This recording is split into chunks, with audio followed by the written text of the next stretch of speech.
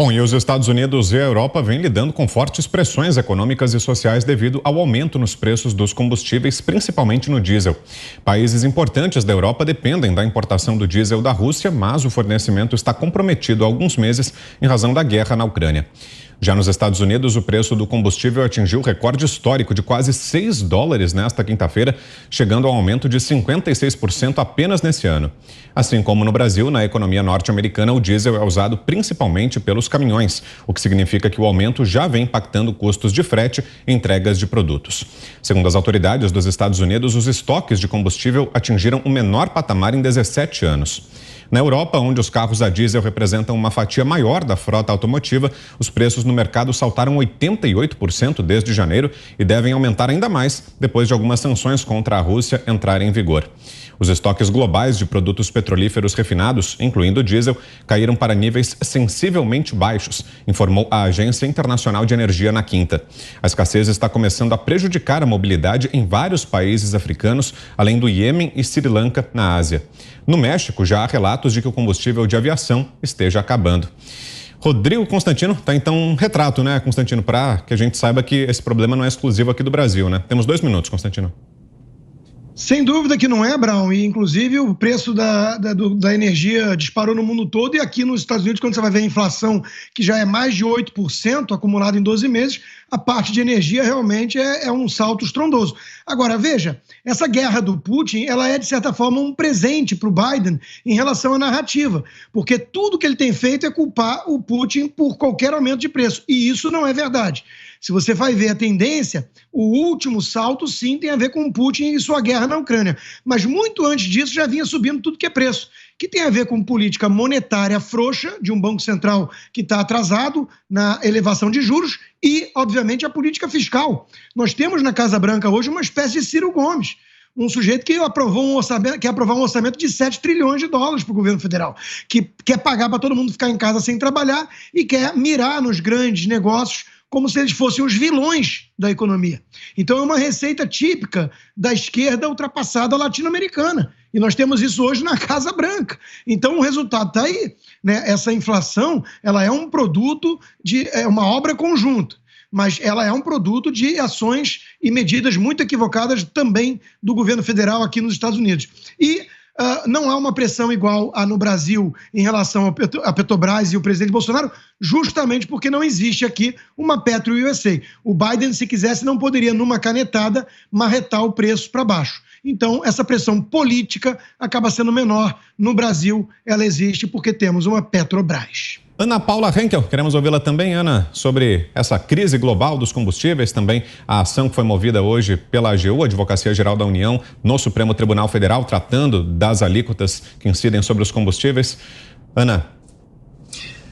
Bom, o Donald Trump avisou, né, sobre essa crise na Europa, ele avisou a França, ele avisou a Alemanha, vocês estão aí se ajoelhando de uma maneira que vocês vão ficar completamente dependentes do gás russo. Ele tentou avisar, ele tentou, inclusive, bloquear a continuação da construção ali do Nord Stream 2, mas era, né, a mesma retórica aí que vimos com o presidente Bolsonaro. Genocida, fascista, o novo Hitler, o malvadão do século.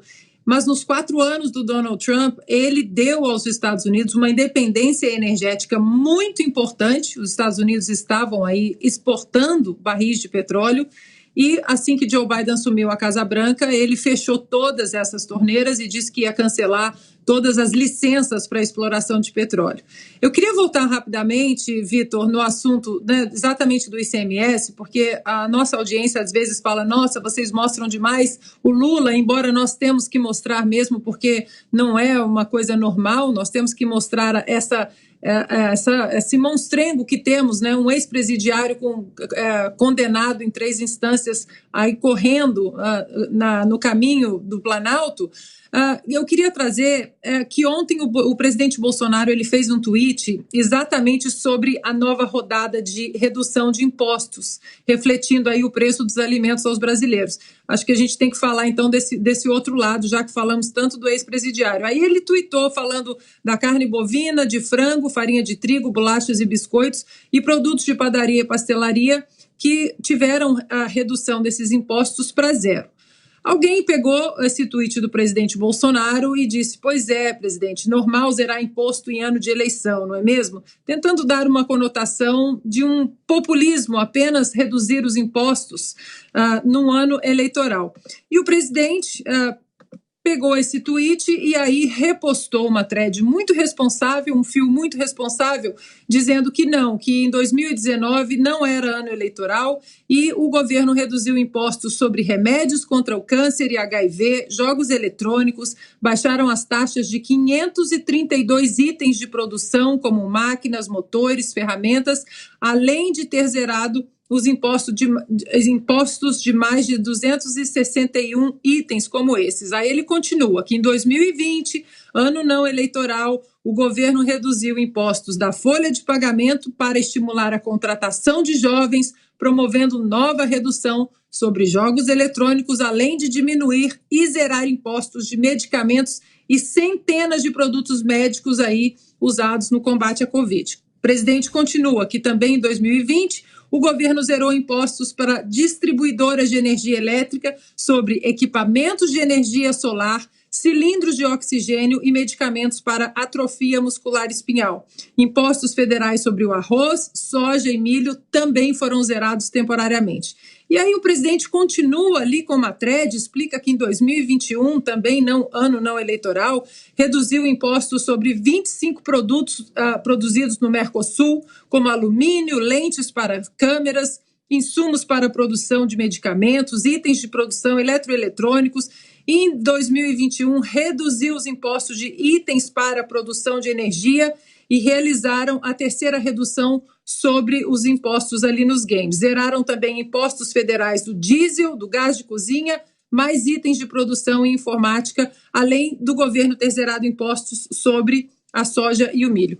Pois bem, ele continua com outra lista ali, e isso é preciso ser falado, Vitor, porque nós temos uma demonização aí desse governo, como aconteceu aqui nos Estados Unidos com Donald Trump, que a retórica era inflamada, que brigava com a imprensa, mas se olharmos as políticas, principalmente políticas de redução fiscal, Donald Trump, nos 4 anos na Casa Branca, o que ele mais fez foi cortar impostos. Além de uma reforma tributária robusta em 2017, ele passou 4 anos cortando impostos e aquecendo a economia.